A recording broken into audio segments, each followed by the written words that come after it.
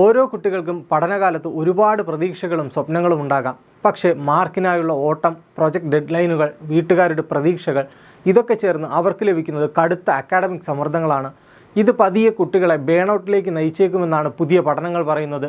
കടുത്ത ക്ഷീണവും മാനസിക സമ്മർദ്ദവും മൂലം ആത്മഹത്യയിലേക്ക് പോലും വഴിതെളിച്ചേക്കാവുന്ന ഗുരുതരമായ പ്രശ്നമാണത്.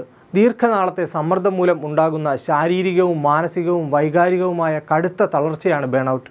വെറുമൊരു ക്ഷീണം എന്നതിനപ്പുറം ഈ തളർച്ച ജീവിതത്തിൻ്റെ എല്ലാ മേഖലകളെയും ബാധിച്ചേക്കാം. The international journal of Indian സൈക്കോളജിയിൽ പ്രസിദ്ധീകരിച്ച പീഴ്സ് അണ്ടർ പ്രഷർ എന്ന റിപ്പോർട്ട് ഈ വിവരങ്ങൾ അടിവരയിടുന്നു. കരിയറിൻ്റെ മധ്യകാലത്തുണ്ടാകുന്ന പ്രശ്നമായിട്ടായിരുന്നു ഒരു കാലത്ത് ഇത് കണക്കാക്കിയിരുന്നത്. എന്നാൽ ഇപ്പോൾ ഇതാ കുട്ടികളെപ്പോലും ബാധിക്കുന്നു എന്ന് ഡോക്ടർ സൗരവ് മേത്രയുടെ നേതൃത്വത്തിൽ നടന്ന പഠന റിപ്പോർട്ടിൽ പറയുന്നു. പല യുവാക്കളും ജീവിതത്തിൽ പ്രവേശിക്കുന്നത് മാനസികമായും വൈകാരികമായും ക്ഷീണിച്ചുകൊണ്ടാണെന്നും റിപ്പോർട്ടിൽ പറഞ്ഞു. പക്ഷേ ഈ സമ്മർദ്ദത്തിന് ഒരു മറുമരുന്നും റിപ്പോർട്ട് തന്നെ മുന്നോട്ട് വയ്ക്കുന്നു: ഫ്രണ്ട്ഷിപ്പ്. ചെറുപ്പക്കാരിലെ ജീവിത സമ്മർദ്ദങ്ങളെ ആരോഗ്യകരമായി നേരിടാൻ കൂട്ടുകാർ എങ്ങനെ സഹായിക്കുന്നു എന്നതിൽ ഗവേഷണ റിപ്പോർട്ട് നിർണായകമായ ചില കണ്ടെത്തലുകൾ മുന്നോട്ട് വയ്ക്കുന്നു.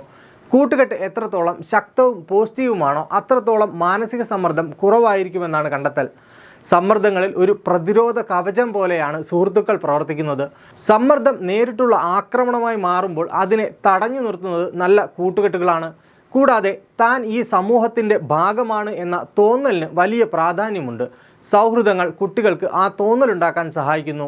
ബേൺഔട്ട് എന്ന അവസ്ഥയിൽ നിന്നും രക്ഷപ്പെടാനായി മറ്റു ചില നിർദ്ദേശങ്ങളും റിപ്പോർട്ട് മുന്നോട്ട് വയ്ക്കുന്നുണ്ട്. രാത്രിയിൽ 7 മുതൽ 9 മണിക്കൂർ വരെ ഉറങ്ങുക, സ്ക്രീൻ ടൈമിന് പരിധി നിർണ്ണയിക്കുക, സോഷ്യൽ മീഡിയയുടെ ഉപയോഗം പരിമിതപ്പെടുത്തുക, കൃത്യമായ വ്യായാമം, പോഷകസമ്പന്നമായ ഭക്ഷണം എന്നീ കാര്യങ്ങളിൽ ശ്രദ്ധിക്കുക. ഇത് മെച്ചപ്പെട്ട ഏകാഗ്രത, വൈകാരിക നിയന്ത്രണം എന്നിവയിലൂടെ ബേൺഔട്ട് എന്ന ഗുരുതര അവസ്ഥയിൽ നിന്നും രക്ഷപ്പെടാൻ സഹായിക്കും എന്ന് റിപ്പോർട്ടിൽ പറയുന്നു.